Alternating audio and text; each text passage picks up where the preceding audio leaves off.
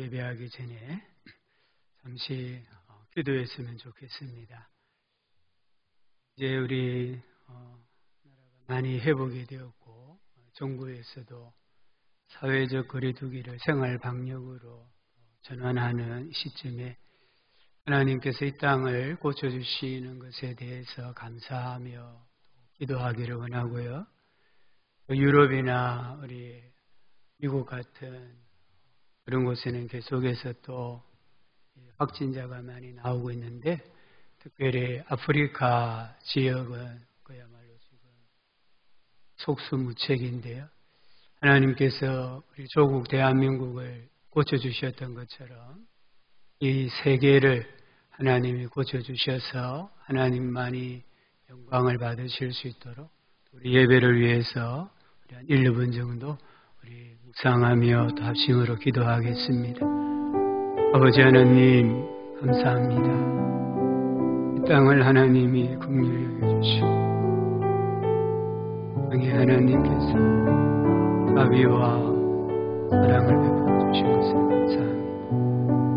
이제 확진자가 신명대로 줄어들게 하심으로 아버지 사회적 거리두기가 완화되게 하여 주시고 집회와 예배에 주님 자유가 완전히 이루어지게 하시고 성도들의 삶의 터전이 회복되게 하여 주시니 감사합니다.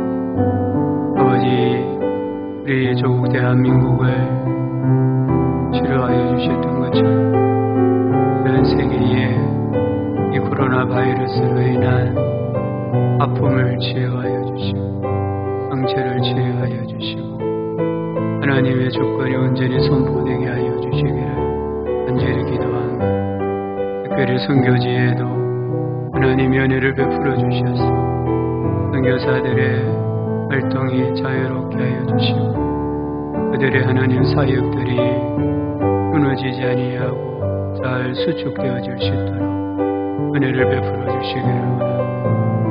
시간 주님 앞에 예배하러 나오게 하심을 감사합니다. 이곳에 주의 보혈로 덮어주시고 주님의 생명으로 충만하게 하셔서 주의 백성들이 고침받게 하시고 회복되게 하여 주시고 용기를 얻어 세상으로 나아가는 놀라운 은혜가 임하는 예배가 되게 하여 주시옵소서. 우리 나 약해 있을 때에도 이 찬송을 부르심으로 하나님께 예배하러 나아가겠습니다.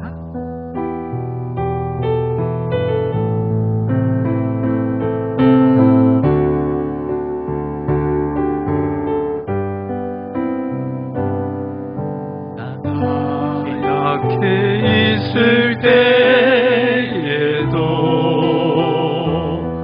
주님은 함께 계시고 나 소망 잃을 때에도 주님은 내게 오시네. 나 시험 당할 때 시험 있을 때에도 주님이 지켜주시고 나 실망 당할 때에도 주님이 위로하시네. 다시 한번 나 약해 있을 때에도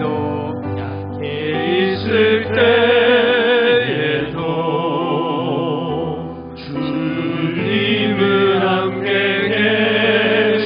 계시고 나 소망 잃을 때에도 주님은 내게 오시네. 나 시험 당할 때에도 주님이 지켜주시고 나 실망 당할 때에도 주님이 위로하시네.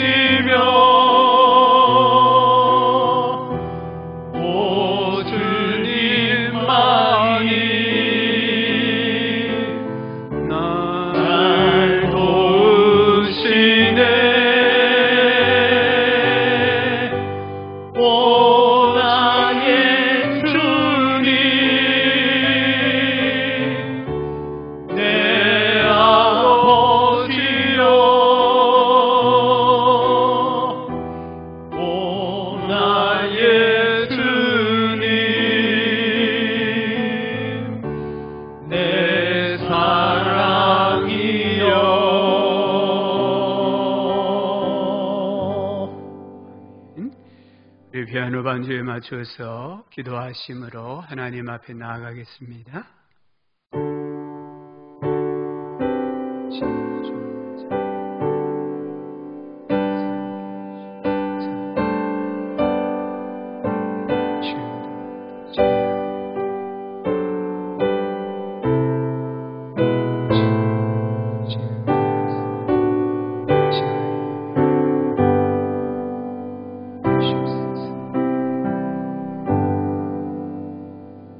찬송가 162장입니다. 부활하신 구세주.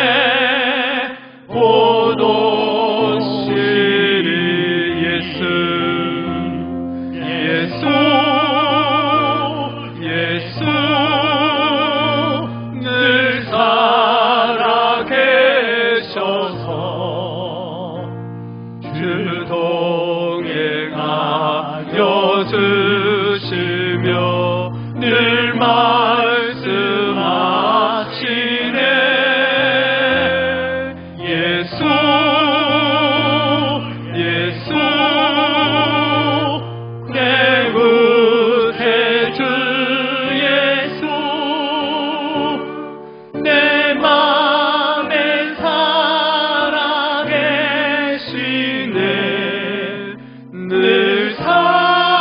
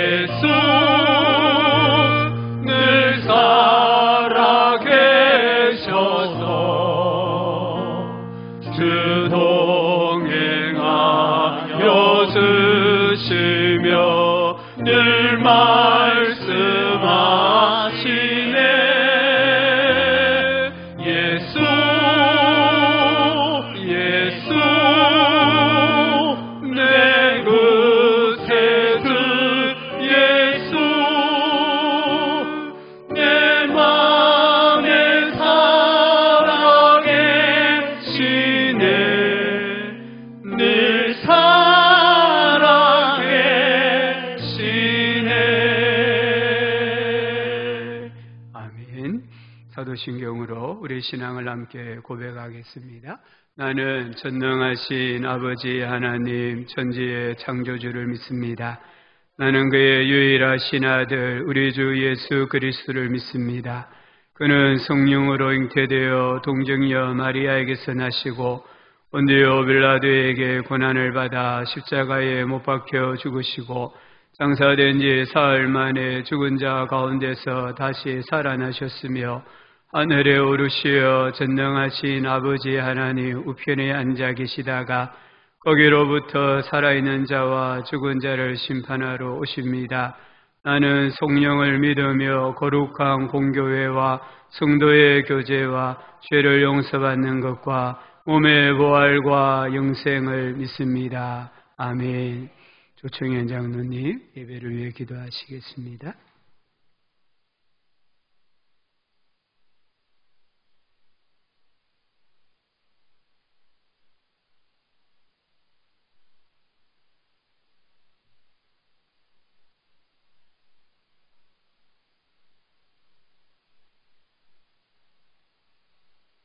지난 수요일에 우리를 대신해서 나라일을 할 국회의원 선거가 끝났습니다. 그들이 정치를 하면서 하나님을 경외하게 하시옵소서. 이번 선거를 통해서 우리들은 세대의 나님을 보았고 지역의 나님을 보았습니다. 왜 저런 사람이 되었는지 의문이 들기도 하고 어떤 사람이 되고 어떤 당이 많이 된 것에 대해서 우리의 의지의 뜻이 아니라 하나님의 큰 뜻이 있는 것을 믿게 하여 주시옵소서. 세상이 코로나 바이러스로 인해서 교회의 공예배가 무너지고 교회에 모여 예배드림이 어려운 시절입니다. 모여서 찬양하고 예배하고 교제하는 것이 얼마나 귀한 것임을 다시 한번 깨닫습니다. 그 속에서 교회가 세상의 빛이 되어야 하는데 존중의 대상이 아니라 비난의 대상이 되고 손가락질의 대상이 되고 있습니다. 왜 그렇게 하냐고 원망할 것이 아니라 우리가 하나님 앞에서 얼마나 거룩한 삶을 회복하였는가 회개하여 주시옵소서. 예수님이 떠나시면서 세상에 보냄을 받은 우리 교회 공동체가 세상을 섬기게 하여 주시옵소서. 그리스도의 사랑으로 세상을 섬김으로 세상이 교회를 존중할 수밖에 없도록 하여 주시옵소서. 정말로 세상은 기근과 전염병이 더 창궐할 것입니다. 하나님 오실 때 우리는 먼저 마음과 뜻을 다해 하나님을 사랑하라고 하십니다. 그리고 내 이웃을 내 몸과 같이 사랑하라고 하십니다. 눈에 보이는 우리 가족 그리고 주변 어려운 이웃을 돌보며 섬길 수 있는 마음을 주시옵소서. 우리 열심으로는 어렵고 힘들지만은 하나님의 말씀과 마음이 새기고 하나님의 사랑으로 순종으로 표현할 수 있도록 하여 주시옵소서. 저희 교회 공동체는 지금 어두운 터널을 통과하고 있습니다. 여기서 바뀌지 않고 주저앉으면 동굴이 되고 맙니다. 성경의 신앙 선배들이 어렵고 힘든 시기를 겪으면서 하나님 앞으로 와서 고백하고 기도하고 이겨나가는 신앙의 여정을 바라봅니다. 지나고 나면 은혜요, 감사요, 하나님의 돌보심이었다는 것을 경험할 것이라는 지혜를 주시고 코로나로 인해 저희들의 신앙을 하나님께 돌이킬 수 있는 좋은 기회로 삼게 하여 주시옵소서. 주께서 택하시고 가까이 오게 하사 주의 뜰에 살게 하신 사람은 복이 있나이다.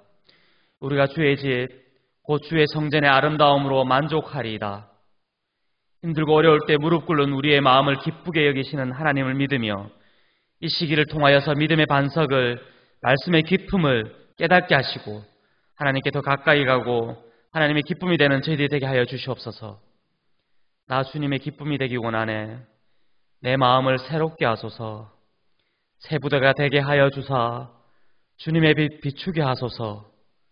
내가 원하는 한 가지 주님의 기쁨이 되는 것, 내가 원하는 한 가지 주님의 기쁨이 되는 것. 우리의 생활 중에 찬양 중에 예배 가운데 함께 하시고 늘 함께 하여 주시는 주님을 찬양하며 예수님 이름으로 감사하며 기도드립니다. 아멘.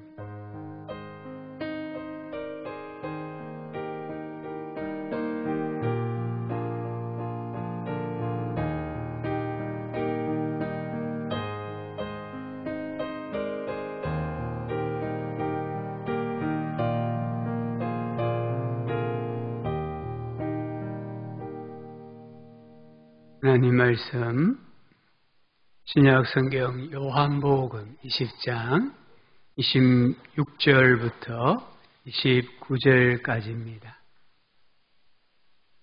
요한복음 20장입니다. 신약 성경 184쪽 요한복음 20장 26절부터 29절까지 말씀을 보겠습니다.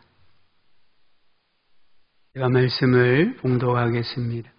8회를 지나서 제자들이 다시 집안에 있을 때에 도마도 함께 있고 문들이 닫혔는데 예수께서 오사 가운데 서서 이르시되 너희에게 평강이 있을지어다 하시고 도마에게 이르시되 내 손가락을 이리 내밀어 내 손을 보고 내 손을 내밀어 내 옆구리에 넣어보라.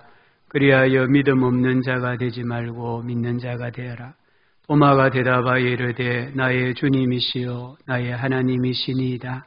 예수께서 이르시되 너는 나를 본고로 믿느냐? 보지 못하고 믿는 자들은 복되도다 하시니라. 아멘. 오늘 예배하러 나오셔서 감사합니다. 누군가가 나에게 당신은 무엇을 믿습니까? 물어보면 뭐라고 말씀을 하시겠습니까? 우리의 신앙은 예수님의 죽음과 부활을 믿는 신앙입니다. 예수님께서 성경대로 우리를 위하여 죽으셨다가 성경대로 사흘 만에 다시 살아나신 것을 믿는 것이 우리 신앙이고 기독교 신앙의 핵심입니다. 예수님의 부활에 대한 증인 또는 증언은 셀 수가 없습니다. 이 복음서를 읽어보면 최소 12번 이상 예수님이 부활하신 것을 기록합니다. 적게는 막달라 마리아 한 여인에게, 많게는 500여 형제들이 보는 가운데 부활하신 예수님께서 나타나신 것을 알 수 있습니다. 마태복음 28장 11절을 보면 예수님의 무덤을 지키던 경비병들이 예수님이 부활하신 것을 알고는 종교 지도자들에게 달려가서 보고를 합니다. 12절은 그들이 유대 종교 지도자들이죠. 그들이 군인들에게 돈을 많이 주며 그에게 돈을 주면서 13절에 너희는 말하기를 그의 제자들이 밤에 와서 우리가 잘 때에 그를 도둑질하여 갔다 하라라고 이야기합니다. 그리고 15절을 보면 군인들이 돈을 받고 가르친 대로 하였으니 이 말이 오늘날까지 마태가 이 마태복음을 기록할 그때까지 유대인 가운데 두루 퍼지니라라고 말씀합니다. 유대 최고의회는 이 예수님의 부활하심을 은폐하고 감추기 위해서 군인들에게 그에게 돈을 주어 매수하여서 이 부활 사건을 날조하게 만들었어요. 그러나 예수님의 부활하심에 대한 증인 또는 증언의 대가는 무엇이었을까요?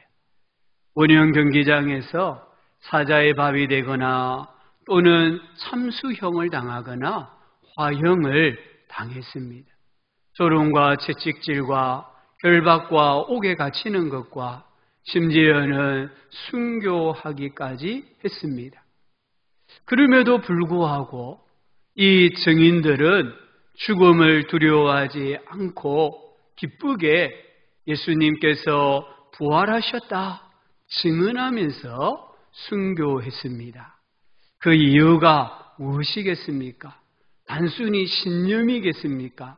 아니면은 맹신이겠습니까? 오늘 20장 20절, 27절을 보면 그 이유를 알 수 있습니다. 사도 요한은 예수님의 죽음과 부활을 그의 손의 못자국과 옆구리의 창자국을 통하여서 지금 말씀을 하고 있습니다. 이 상처 자국은 예수님께서 실제로 분명하게 죽으셨고 예수님께서 육체대로 부활하셨다는 사실을 나타내고 있습니다. 20절에 보니까 제자들이 예수님의 상처 자국을 보고는 기뻐했다라고 말합니다. 이 말씀은 제자들이 예수님의 손의 못자국과 옆구리의 창자국을 보고는 추호의 의심도 없이 우리 예수님이 부활하셨다, 육체적으로 부활하셨다라는 것을 확신했다라는 의미입니다. 그리고 28절은 우리가 잘 아는 도마의 신앙 고백인데, 도마 역시 예수님의 상처 자국을 보고는, 아마 도마는 예수님의 이 손의 못자국, 옆구리의 이 창자국에 자기 손을 넣지는 않았을 거예요. 예수님은 넣어보라고 했지만 넣지 않았습니다. 보는 그 순간 예수님께서 육체적으로 부활하셨다라는 것을 확신을 하고 신앙 고백하는 것을 볼 수가 있습니다. 이 역사적 사건 그리고 구속사적 사건에 대한 확신과 믿음이 제자들을 순교의 자리로까지 이끌었다라는 것을 알 수 있습니다. 오늘 이 시간 예수님께서 성경대로 우리 죄를 위하여 죽으셨고 성경대로 사흘 만에 다시 살아나신 복음 사건을 29절에서 예수님이 말씀하시는 것처럼 보지 못하였지만 믿는 자가 되는 신령한 복이 임하기를 부활하신 주님의 이름으로 축원합니다. 우리 예수님께서 언제 부활하셨을까요? 오늘 20장 1절을 한번 보시면은 안식 후 첫날 일찍이 아직 어두울 때에 구체적으로 기록하고 있습니다. 안식일은 지금의 달력으로 말하면 토요일이에요. 안식 후 첫날은 오늘 주일을 말하는 거예요. 일찍이 아직 어두울 때에 동이 트기 전에 미명에 우리 예수님께서 부활하셨습니다. 예수님은 금요일 오전 9시에 십자가에 못 박힌 채로 달리셨고 오후 3시에 다 이루었다라고 선언하시고 운명하셨어요. 그리고 3일 후 곧 안식 후 첫날 주일 새벽에 다시 살아나셨습니다. 이 부활하신 예수님께서 11절부터 18절을 읽어보면은 막달라 마리아에게 나타나시는 걸 보아요. 그리고 19절부터 23절을 읽어보면은 모여있는 이 안식 후 첫날에 모여있는 10명의 제자들에게 나타나십니다. 19절에 이날 안식 후 첫날 저녁 때에 예수님이 1절을 보면은 안식 후 첫날 새벽에 부활하셨습니다. 그리고 19절은 그날 저녁을 말하는 부활하신 당일 저녁 때에 제자들이 유대인들을 두려워하여 모인 곳에 문들을 닫았더니 예수께서 오사 가운데 서서 이르시되 너희에게 평강이 있을지어다 말씀하셨어요. 제자들은 극도의 두려움에 휩싸여 있었습니다. 그들이 모인 곳에 문이라는 모든 문들은 굳게 닫았습니다. 그곳에 주님이 찾아오신 거예요. 닫혀있는 문을 자동문이 열리는 것처럼 통과하셔서 무리 가운데 오셨습니다. 이것은 부활하신 예수님의 몸은 우리 사람의 몸과 다르다는 것을 말합니다. 예수님은 제자들에게 너희에게 평강이 있을지어다 하셨습니다. 그리고 우리가 읽은 26절부터 29절은 부활하신 후 8일째에, 그러니까 쉽게 말씀드리면은 지난 주일이 부활주일이었잖아요. 부활주일이 지나고 이제 한 주 지난 오늘을 말하는 거예요. 오늘 이 시간에 우리 예수님께서 11명의 제자들이 모여있는 곳에 또 찾아가신 거예요. 그래서 26절은 8회를 지나서 제자들이 다시 집안에 있을 때에 도마도 함께 있고 문들이 닫혔는데 예수께서 오사 가운데 서서 이르시되 너희에게 평강이 있을지어다.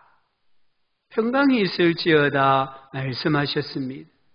부활하신 예수님은 제자들에게 첫 번째 하신 말씀이 무엇이라고 합니까?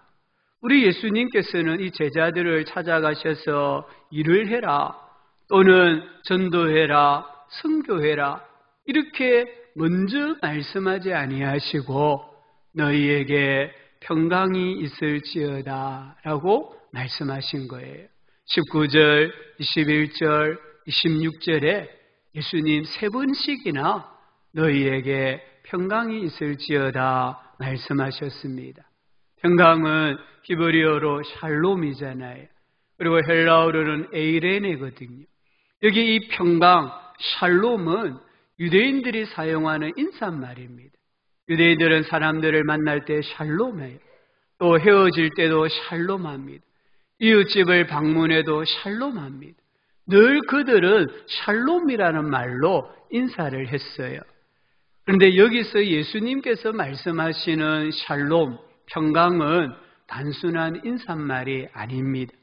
이 평강은 예수님의 구원사역, 즉 예수님의 십자가의 죽으심과 부활하심으로 믿는 자들에게 주시는 선물을 말하는 겁니다. 평강이라는 선물을 지금 주님이 제자들에게 주시는 거예요. 이 평강은 예수님의 대속 사역으로 말미암아 우리에게 주어지는 구원의 복을 말하고 있습니다.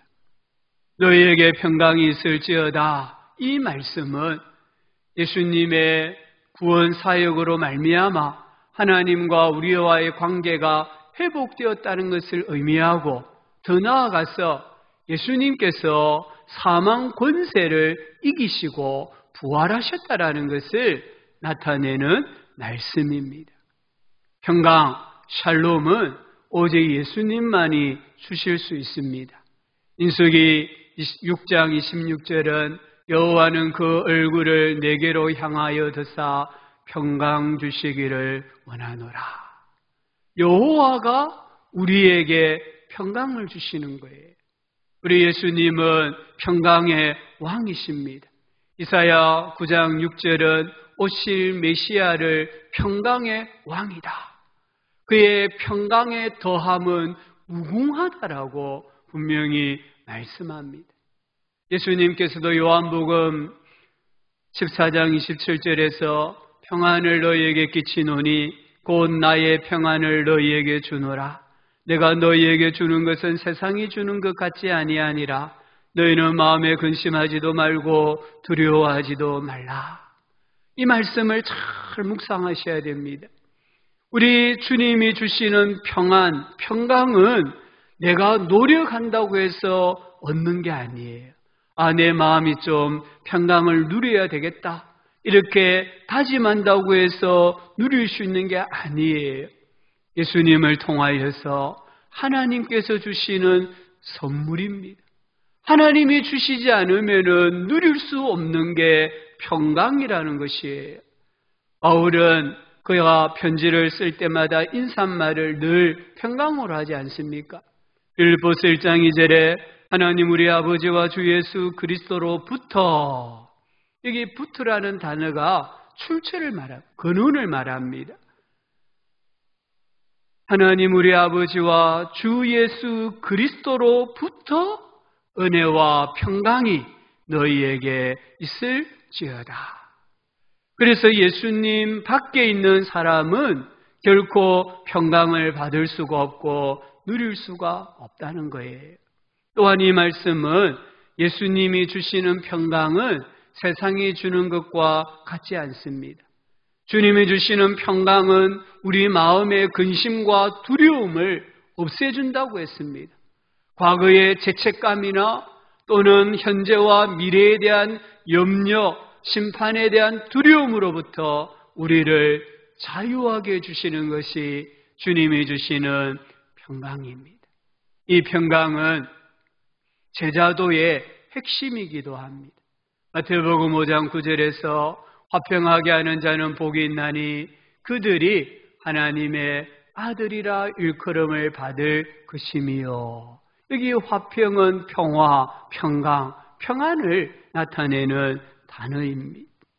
우리 예수님께서 12 제자를 선택하시고 파송하실 때에도 너희들이 누구의 집에 들어가든지 가장 먼저 해야 될 것은 예수 믿으라가 아니고 그 집이 평안하기를 빌으라고 했습니다.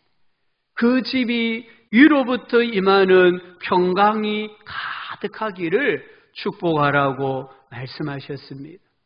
예수님 안에 있는 우리가 받을 수 있는 최고의 복이 무엇입니까? 평강입니다. 시편 29편 11절은 여호와께서 자기 백성에게 평강의 복을 주시리로다. 데살로니가전서 5장 23절은 평강의 하나님이 친히 너희를 온전히 거룩하게 하시고, 데살로니가후서 3장 16절은 평강의 주께서 친히 때마다 일마다 너희에게 평강 주시기를 원하노라. 오늘 이 시간 부활하신 주님이 주시는 평강이 우리 교회와 우리 성도님들의 심령의 가정에 충만하기를 주님의 이름으로 축원합니다. 우리 신앙의 핵심은 부활이라고 했습니다. 우리는 지금 부활신앙을 가지고 살아가고 있어요. 그럼 부활신앙을 가지고 산다는 것이 무슨 의미입니까? 먼저는 부활신앙을 가진 사람은요, 믿음으로 사는 거예요. 믿음으로 산다는 게 참 애매합니다. 갈라디아서 2장 20절은 내가 그리스도와 함께 십자가에 못 박혔나니 그런즉 이제는 내가 사는 것이 아니요 오직 내 안에 그리스도께서 사신 것이라. 이제 내가 육체 가운데 사는 것, 육체 가운데 산다는 건 지금 내가 예수 믿고 살아가는 걸 말하는 거예요. 육체 가운데 사는 것은 나를 사랑하사 나를 위하여 자기 자신을 버리신 하나님의 아들을 믿는 믿음 안에서 사는 것이라. 하나님의 아들을 믿는 믿음 안에서 사는 것이 신자의 삶인데 이 삶이 도대체 무엇입니까? 오늘 말씀 20장 28절에 보면은 도마의 신앙 고백에서 믿음 안에서 사는 삶이 무엇인가를 알 수가 있어요. 도마가 대답하여 이르되 나의 주님이시여 나의 하나님이십니다. 우리 예수 그리스도를 나의 주님, 나의 하나님으로 고백하는 것이 믿음 안에서 살아가는 삶이에요. 그러면 나의 주님, 나의 하나님이라는 말은 또 도대체 무슨 의미입니까? 예수님께서 하나님의 아들이시고 사망 권세를 이기시고 부활하심으로 모든 믿는 자들에게 구원을 주시는 구원자이심을 믿는다는 것이 믿음으로 사는 삶이에요. 우리 성도님들 지금 믿음으로 살고 계십니까? 아니면은 믿음 밖에서 살고 계십니까? 내 인생에서 예수님이 어느 위치, 어떤 위치에 계시는가를 보면 알 수가 있어요. 우리가 예수님을 뭐라고 부릅니까? 주님이라고 부르잖아요. 주님이라고 부른다는 것은 예수님께서 내 인생을 임의로 주장하시도록 전적으로 위임한다는 뜻입니다. 내 인생에 어떤 일을 결정하고 행할 수 있는 정권을 예수님에게 백지 위임하는 것이 그게 주님 이런 말이에요. 내가 주님 이렇게 부를 때에는 주님께서 내 인생에 무엇을 결정하시든지 저는 주님의 결정에 아멘하고 순종하며 온전히 따라가겠습니다라는 신앙의 고백이 담겨있는 단어예요. 요한복음 1장 12절은 뭐라고 말씀하십니까? 영접하는 자고 그 이름을 믿는 자들에게는 하나님의 자녀가 되는 권세를 주셨다 했잖아요. 여기 영접이란 말은 예수님을 영접한다는데 영접한다 이 말은 손님으로 영접한다는 말이 아니에요. 주인으로 영접한다는 말이에요. 예수님을 내 인생에 진정한 주인으로 영접하는 사람은 하나님의 자녀가 되는 자격, 권세를 주신다고 했습니다. 우리 성도님들, 우리는 지금 부활신앙을 가지고 살아갑니다. 이 부활신앙을 가진 사람은 주님과 나와의 관계 설정이 분명해야 됩니다. 주님은 나의 주인이십니다. 나는 주님의 종입니다. 이 관계 설정이 뒤틀려지면은, 때를 따라서 바뀌어지면은 우리의 삶은 엉망진창이 되는 거예요. 주님은 내 인생의 주인이십니다. 나는 주님의 종입니다. 이런 철저하게 종과 주인의 관계가 되면 우리는 믿음 안에서 살아갈 수 있는 거예요. 고린도후서 5장 15절은 그가 모든 사람을 대신하여 죽으심은 살아있는 자들로 하여금 다시는 그들 자신을 위하여 살지 않고 오직 그들을 대신하여 죽었다가 다시 살아나신 이를 위하여 살게 하려 함이라. 이게 믿음 안에서 살아가는 삶입니다. 빌보서 1장 20절 21절은 살든지 죽든지 내 몸에서 그리스도가 존귀하게 되게 하려 하나니 이는 내게 사는 것이 그리스도니 죽는 것도 유익함이라. 철저한 종의 삶입니다. 종의 성공 여부는 어떤 큰 일을 하느냐에 달려있지 않습니다. 종의 성공 여부는 주인의 이름과 명예를 드러내야 될 때에 올바르게 드러내는 것이에요. 오늘 우리 교회와 성도님들이 많이 착각하고 있습니다. 마태복음 7장에서 주님이 말씀하시는 것처럼 나더러 주여 주여 하는 자마다 다 천국에 들어갈 것이 아니요 하늘에 계시는 내 아버지의 뜻대로 행해야 천국에 들어간다고 했잖아요. 우리는 자꾸만 어떤 능력을 강조합니다. 행위를 강조합니다. 그러나 예수님은 그렇지 않다는 겁니다. 철저한 종으로서 주인이 되시는 하나님 아버지의 뜻대로 살아가는 삶이 그 삶이 종의 삶이고 그 삶을 통해서 하나님이 영광을 받으신다는 거예요. 그러기 위해서 내가 죽어야 된다고 한다면 기꺼이 죽을 수 있다는 것이 종의 자세입니다. 이처럼 우리가 종으로서 주님을 주인으로 모시고 믿음으로 살아가면 주인 되시는 예수님께서 나의 삶, 당신의 종인 나의 인생을 책임지신다는 것을 꼭 믿으시기 바랍니다. 로마서 8장 32절에 자기 아들을 아끼지 아니하시고 모든 사람을 위하여 내주시니가 어찌 그 아들과 함께 모든 것을 우리에게 주시지 아니하겠느냐. 나를 하나님의 종으로 삼기 위해서 예수 그리스도를 십자가에 내어주신 분이 하나님이세요. 그 큰 희생을 감수하신 하나님께서 내가 종답게 살아갈 때에 내 인생에 필요한 모든 것들을 얼마나 풍성하게 아낌없이 주시지 않겠습니까? 이 믿음이 있을 때에 우리는 종으로 살아갈 수가 있습니다.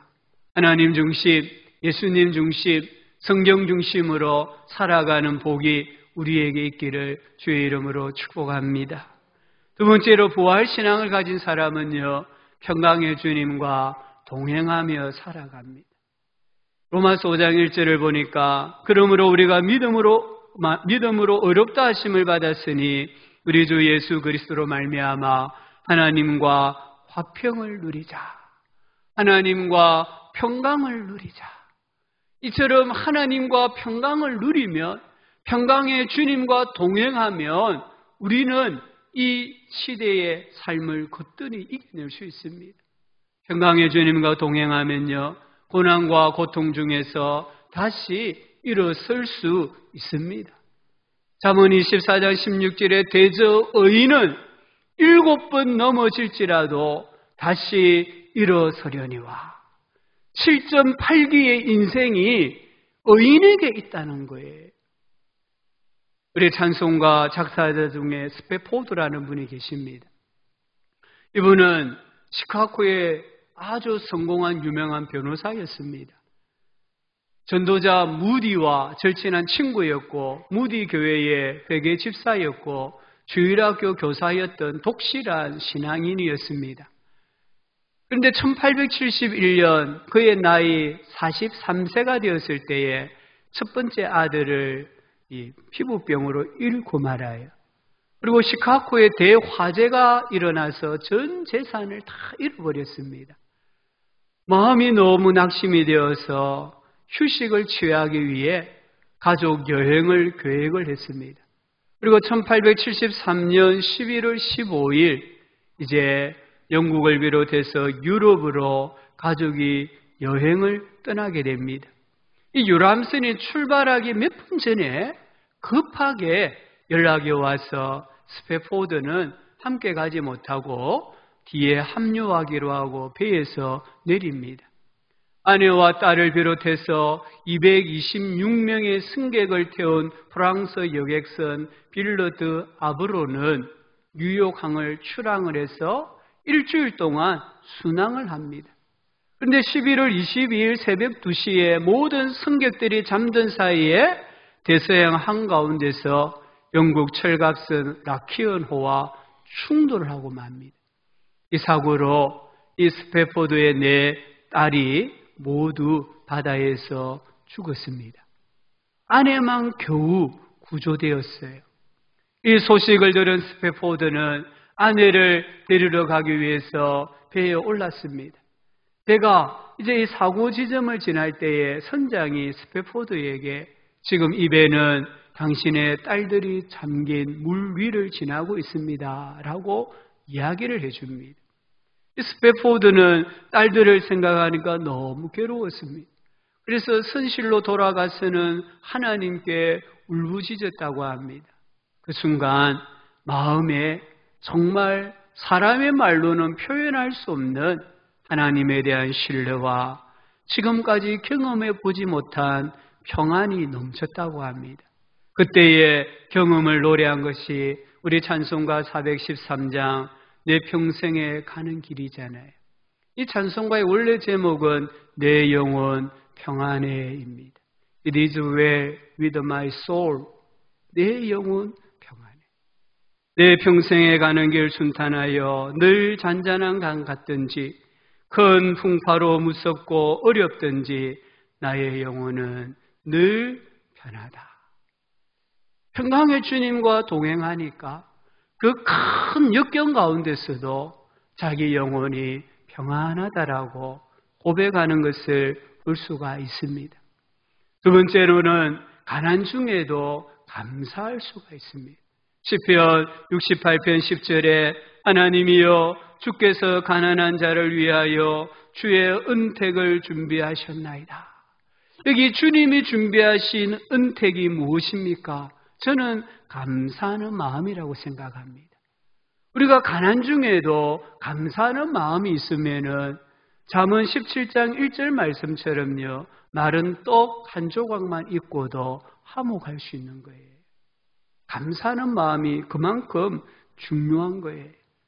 신약성경 데살로니가전서 5장 16절부터 18절 우리가 너무나 잘 아는 항상 기뻐하라. 쉬지 말고 기도하라. 범사에 감사하라. 이것이 그리스도 예수 안에서 너희를 향하신 하나님의 뜻이니라고 했잖아요. 근데 이 말씀을 바울이 할 때에 데살로니아 교회의 성도들의 형편이 어땠느냐?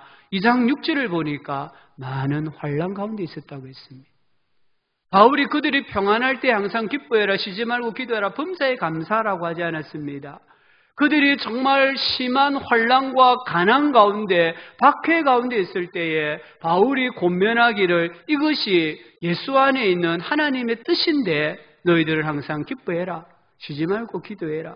범사에 감사해라고 말씀한 거예요. 세 번째는 원수 앞에서 당당할 수 있습니다.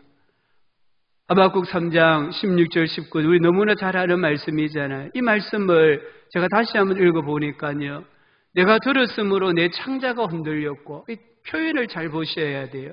지금 하박국 선지자가 뭔가를 들었어요. 바벨론 군대가 지금 이 이스라엘을 공격하러 오고 있다. 전쟁하러 오고 있다는 소식을 들었는데 그때에 자기 창자가 흔들렸다. 창자가 흔들렸다고 했잖아요.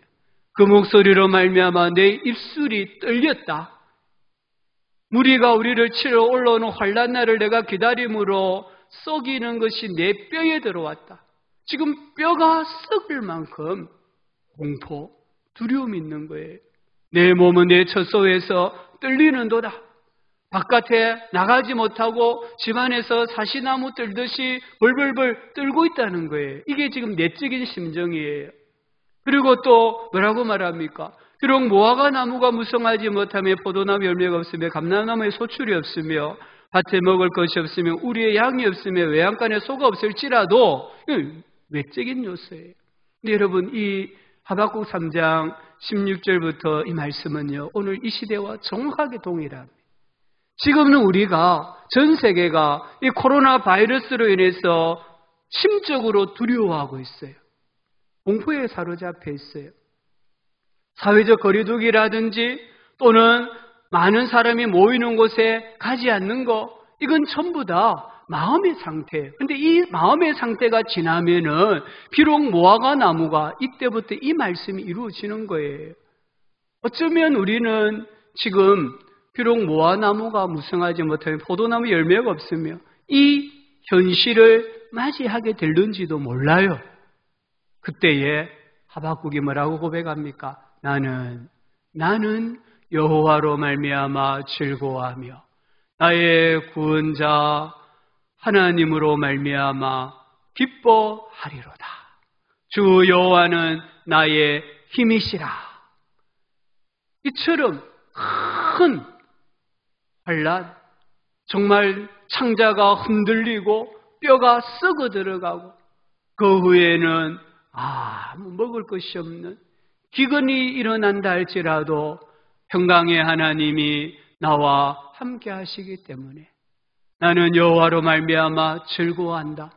나는 나의 구원의 하나님으로 말미암아 기뻐한다. 왜냐하면 주 여호와가 나의 힘이시기 때문이다. 이런 고백을 할 준비를 우리가 하셔야 되는 거예요. 네 번째는요, 평강의 주님과 동행하면요 용기 있게 행동해요. 시편 23편 4절에 내가 사망의 엄침한 골짜기로 다닐지라도 해를 두려워하지 않을 것은 주께서 나와 함께 하심이라. 주의 지팡이와 막대기가 나를 안위하시나이다. 사망의 엄침한 골짜기를 매일 드나든다 할지라도 사망의 해를 두려워하지 않는다는 거예요. 왜요? 주님이 나와 함께 하신다. 다섯 번째는 치유와 건강을 얻는다고 했습니다. 또 여섯 번째는 불안과 염려를 이긴다고 했습니다. 로마서 8장 28절에 우리가 알거니와 하나님을 사랑하는 자고 그의 뜻대로 부르심을 입은 자들에게는 모든 것이 합력하여 선을 이루느니라. 지금 앞뒤로 하늘로 땅으로 모든 게 막혀 있는 것 같습니다. 그러나 우리가 믿는 것은 하나님께서 모든 것을 합력시키셔가지고 절대 유익을 이루어내시는 줄 믿습니다. 평강의 주님과 동행하면요 죽음의 권세를 이길 수가 있어요. 전승에 의하면은 이 도마는 인도에까지 복음을 전하다가 인도에서 순교했다고 합니다. 인도 남부 지역에 가면은 도마의 선교 현장이 있고 도마의 순교지가 있다고 해요. 이처럼 평강의 주님과 동행하며 살아갈 때에 가장 큰 공포, 두려움, 죽음까지도 이길 수 있는 겁니다. 올 투르니에 박사라는 분이 계세요.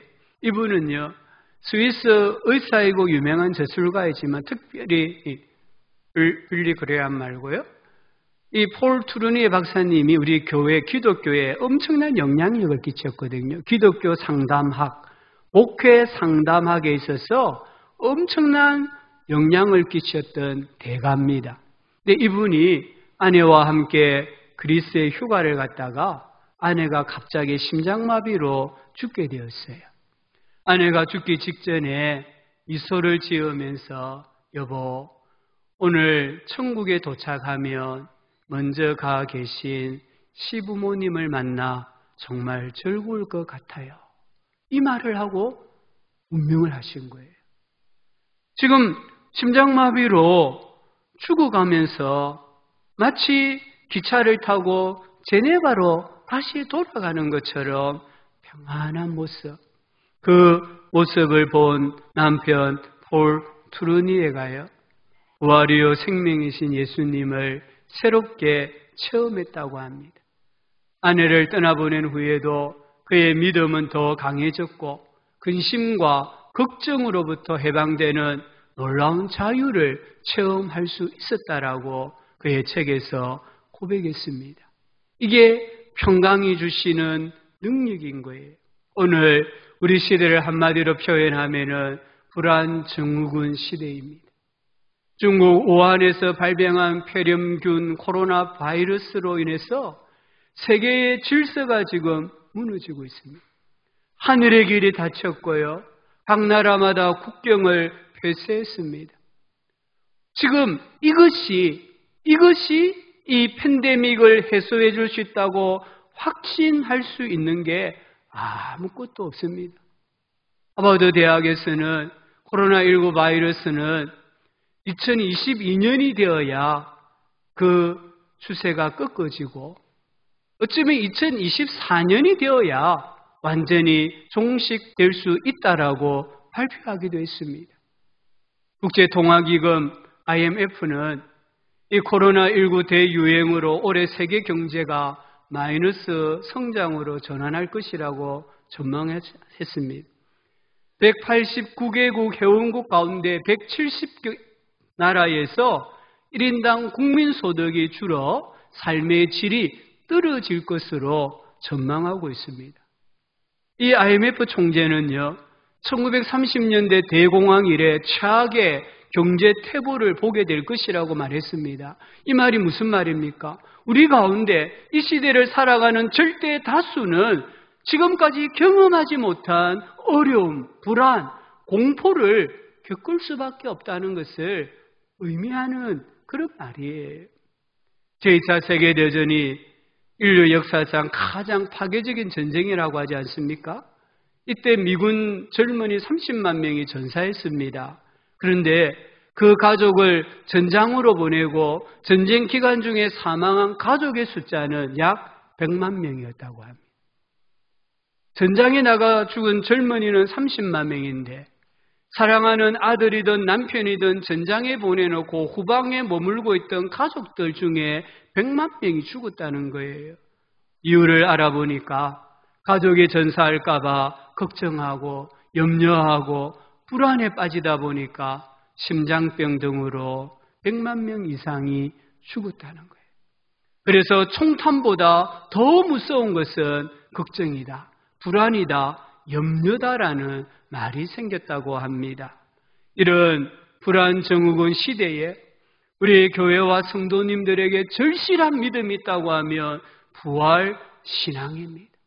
성경대로 우리 죄를 위하여 죽으셨다가 성경대로 다시 살아나신 예수 그리스도, 그분이 우리에게 주시는 평강, 이 평강의 삶을 회복하고 누리는 삶을 회복해야 합니다. 어쩌면 우리 앞에 지금 놓여있는 앞날은 마치 창세기에 나오는 요셉이 애굽의 세계적인 대기근을 만나는 것과 같을 수도 있어요. 하박국 선지자가 두려워 떨었던 그런 기근, 전쟁이 안과 밖으로 우리를 위협할 수가 있습니다. 이러한 때에 절실하게 필요한 것은 절대 평강입니다. 예수님께서 주시는 평강, 위로부터 우리 교회와 성도님들에게 임하는 평강, 이 평강이 절실합니다. 병원 신생아실에서 한 아기가 울면 나머지 아기들이 모두 따라서 운다고 해요.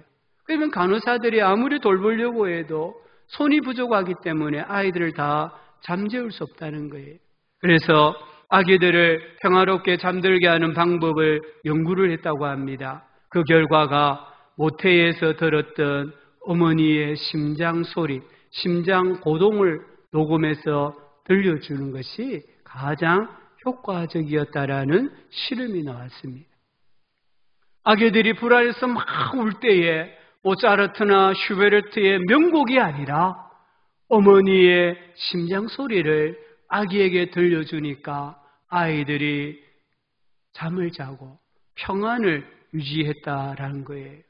코로나19 바이러스의 팬데믹 현상으로 불안해하고 두려움에 사로잡혀 있는 우리에게 필요한 것은 어떤 정책이나 백신이 아닙니다. 어떤 비상식량을 확보하는 게 아닙니다. 골드바를 사는 게 아니에요. 달러를 준비하는 게 아닙니다.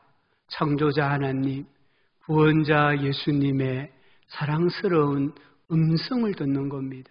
너희에게 평강이 있을지어다. 내니 안심하라. 두려워하지 말라.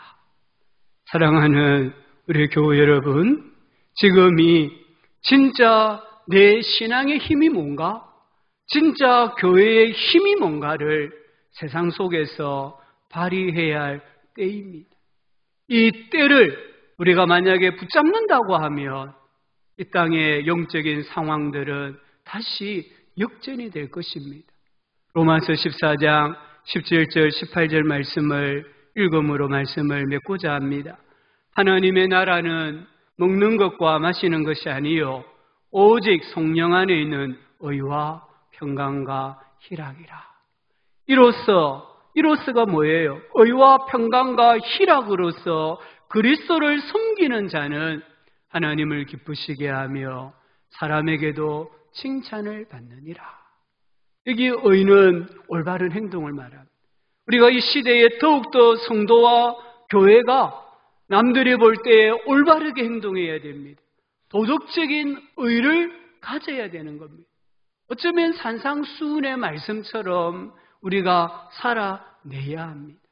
이런 의가 있고 평강이 있고 희락이 있고 즉 기쁨이 있는 공동체로 세상에 다시 나아갈 때에 하나님도 기쁘시게 하고 사람들에게도 칭찬을 받는 우리 교회가 되고 우리의 믿음이 될 것입니다. 이 시간에 우리 성도님들 분명하게 주님 앞에 고백하시면 좋겠어요. 주님, 저에게 지금 필요한 것은, 지금 이 땅에 필요한 것은 물질이 아니라 능력이 아니라 너희에게 평강이 있을지어다. 이 주님의 음성입니다. 주님, 저에게, 우리 가정에, 이 땅의 모든 사람들에게 믿는 사람이든 안 믿는 사람이든 주님 은혜를 베푸셔서 평강을 허락하여 주옵소서. 우리 시간에 한번 1, 2분 정도 함께 간절히 구하며 중보하며 하나님 앞에 기도하겠습니다. 아버지 하나님, 오늘 우리에게 필요한 것이 무엇입니까? 아버지 하나님, 병거도 아니고 사람의 힘도 아닙니다. 백신을 개발하는 것도 아닙니다. 오늘 저희들에게 필요한 것은 두려워 문들을 닫고 있던 제자들에게 찾아오셔서 너희에게 평강이 있을지어다 말씀하신 주님, 그 평강입니다. 위로부터 내려오는 그 평강입니다. 아버지, 오늘 우리 성도님들의 마음에, 가정에, 교회에, 이 땅에 주여 평강을 허락하여 주옵소서. 주님을 대적하는 민족과 열방 가운데 있다 할지라도 하나님이시여, 당신이 창조주이시고 당신이 구원자이십니다.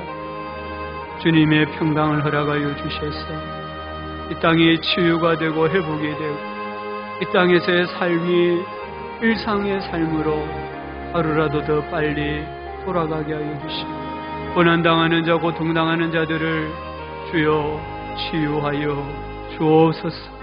어떤 시련이 기다린다 할지라도, 어떤 앞날이 기다린다 할지라도 나는 여호와로 말미암아 즐거워하며 나의 구원의 하나님으로 말미암아 기뻐하고 노래하는 우리 모두가 되게 하여 주셔서 마음의 평강이 충만하게 하여 주옵소서.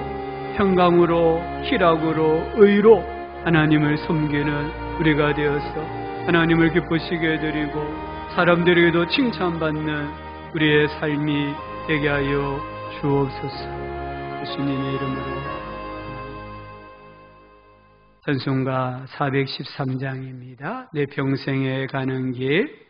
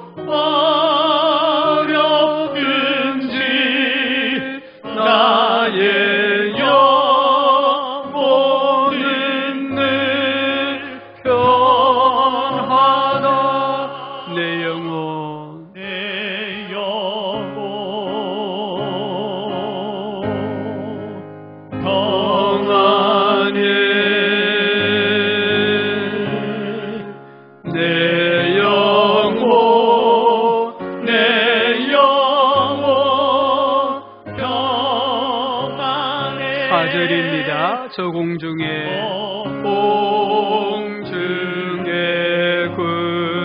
구름이 일어나며 큰 나팔이 울릴 때에 주 오셔서 세상을 심판해도 나의 영혼은 없으리. 내 영혼 평안해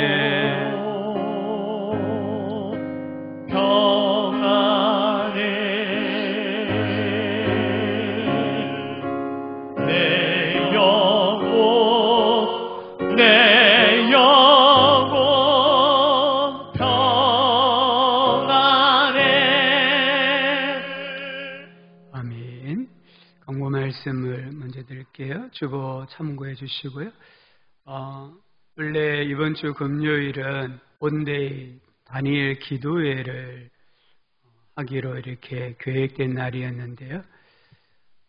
이번 올해 원데이 다니엘 기도회는 가정에서 좀 가정별로 또 개인적으로 인터넷에 접속하셔서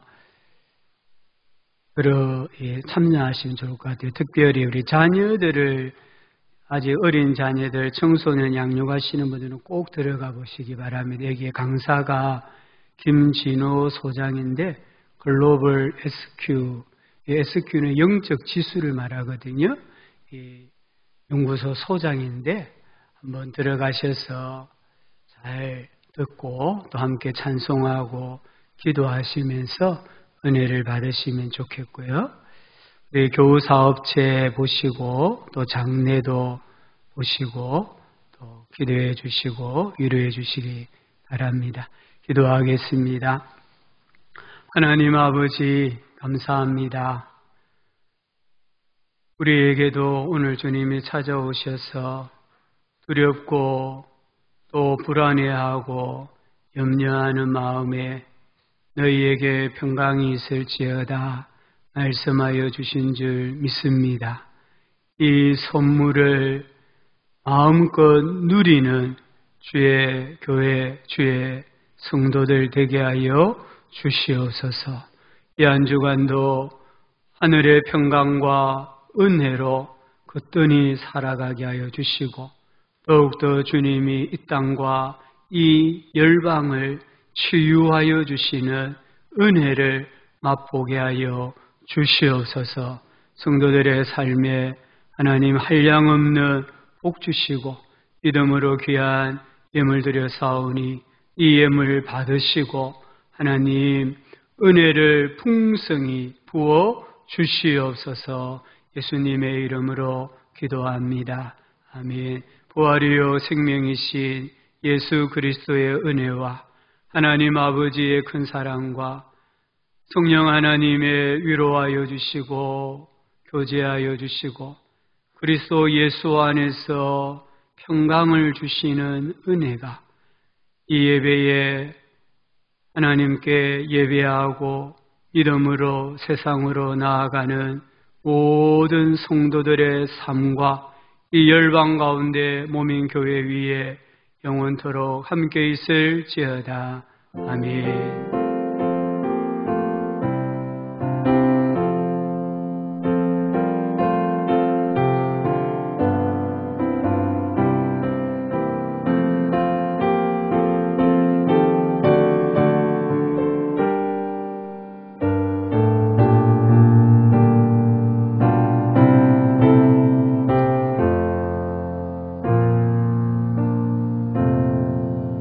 찬송가 54장입니다. 주여 복을 구하오니